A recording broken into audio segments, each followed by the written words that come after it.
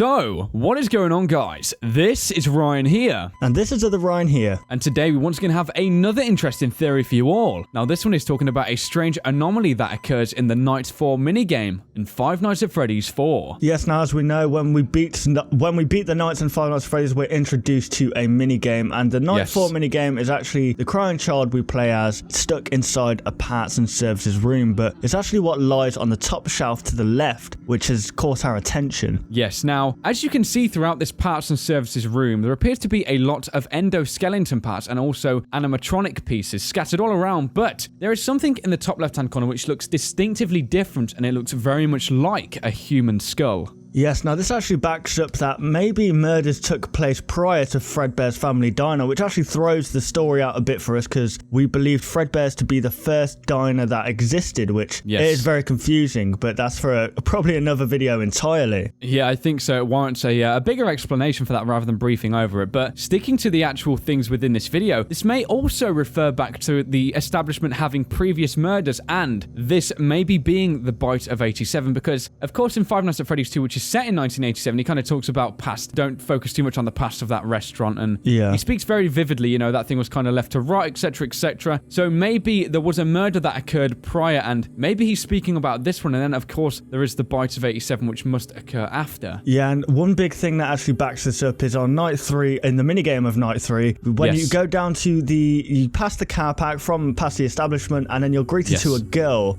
who basically says that, do you hear what they do to people? They stuff them in suits and they murder them pretty much. So yeah, and it's kind of weird how a little girl is saying this sort of stuff, isn't it? Yeah, I think that was a massive, obviously, rumor, mystery around at the time. There must have been something in the press. Obviously, they said that the phone guy does mention that they've been given bad press and stuff like this. So it must have just been like a story going around at the time. Yeah, and I suppose another thing we can mention as well is something that's quite interesting. Throughout some of the newspaper clippings in Five Nights at Freddy's 1, it talks about they were led to a back room in a suit, doesn't it? And then that is when the kids must have been murdered. So is it safe to say that this similar crime was actually taking place and actually acted out in a similar manner too, where these kids were led to this back room, aka the parts and services room? They may have been murdered here. And you know, I think the skull is definitely trying to deliver that sort of message to us. Yeah, so it just makes you think, who is the actual victim of this, who we're seeing in this parts and services room? Could it be like maybe an employee working there who was killed by these animatronics, or could it be a kid that's actually been killed by this purple guy or Springtrap or whoever was used to kill this child? But we don't actually know at the moment, so it's a bit confusing. Yeah, but we have to kind of look towards the hints that we've received in the past couple of games, and the only real child, but this is not confirmed, guys, I can actually think this skull to belong to, is possibly who we now know to be the puppet. And there is one really strong reason why I am actually saying this, and this is once again going back to the Happiest Day minigame in Five Nights at Freddy's 3. I think now that we've seen Five Nights at Freddy's 4, played through the nights as well, we're really starting to see that this Happiest Day minigame in Five Nights at Freddy's 3 was very, very important towards how the actual storyline went. We also have to remember a key thing within this Happiest Day minigame, which is we are actually playing as the puppet, and it's quite strange why, if this child was the first person to ever be murdered throughout the establishment, we'd probably be playing as him, but rather we're playing as a character who seems to overlook everyone else, and we are given control over him, and it just seems too ironic. Yeah, definitely. I mean, it just makes you think as well, going off a tangent as well, like why this Fredbear plushie's talking to us. Maybe if you're speculating this skull to be the puppet, maybe that is what is possessing your plush trap before it took the form of a puppet, because why does the puppet want to make this Golden Freddy happy? Maybe because as we know, at the end of Night 6, I believe, the Golden Fredbear says, you know, I will fix you. Yes, he does. Maybe this was the puppet inside possessing this plushie at this time, saying that, and obviously maybe I don't know. That is actually a very interesting point, because you have to remember one key thing: the Fredbear doll is actually the child's plushie, isn't it? Yeah. And then you have to think in Five Nights at Freddy's 2, when we're introduced to the puppets, it appears to be following a similar design to the toy animatronics, but it is distinctively different, and it's just weird why this character is so different. It's almost like it followed him into the establishment and almost possessed then the puppet that we all know and, well, with debate, love. Yeah. So there we have it, guys. That was another theory for you all, talking about the skull in the parts and services room in Five Nights at Freddy's 4. We hope you did enjoy, and be sure to comment down below any of your thoughts. And if you guys did enjoy this video, why not leave a like rating down below? And if you're new to our channel, why not subscribe for more theories like this and also some gameplays. So thank you very much for watching the video, guys, and we'll, of course, see you on the next one. Goodbye, guys.